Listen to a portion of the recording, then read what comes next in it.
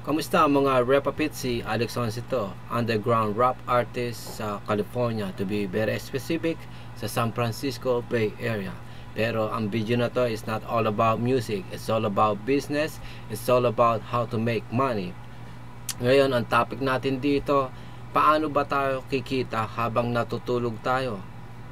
Ang kulit na, no? Kikita ka habang natutulog ka? Well, hindi naman totally literally matutulog ka lang, may pera ka na.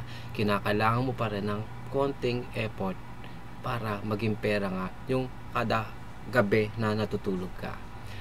Ang gagawin mo dyan, may ilang items ka na dapat mong gawin o may ilang subject ka na dapat mong gawin.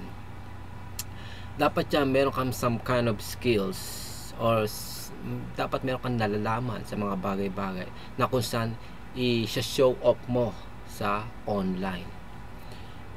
Ngayon, pag meron ka na nun, yung second subject, mag-open ka ng it's either Facebook, blogs, YouTube, ng isang website na nagtuturo ng kung ano-ano.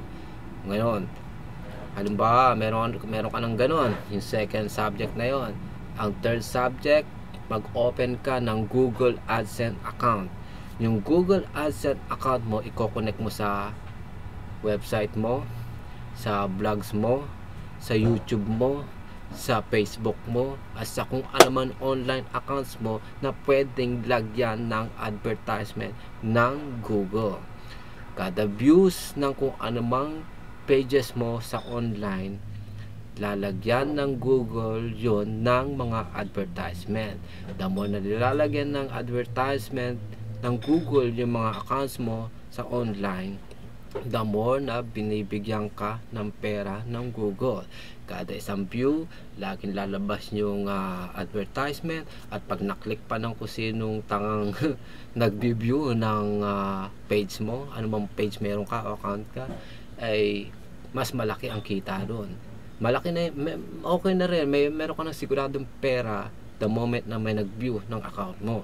Tapos mas lalaki pa yung pera mo once na may na-accidenteng nag-click dun sa ads na nakalagay doon. Meron naman isang parang full length na ads na 1 minute, 2 minutes pataan. Pag iyon, pinalood pa ng dire-diretso nung viewers, kahit sabihin na natin hindi naman totally pinalood ng viewers, pero nakalimutan niya lang i-click yung skip the ads, malaki ang bahay mo ron.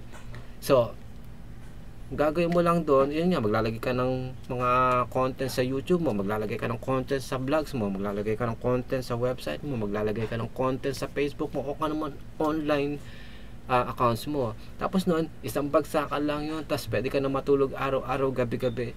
Kumikita ka habang naghihilik yung puwet mo. Alam mo yun?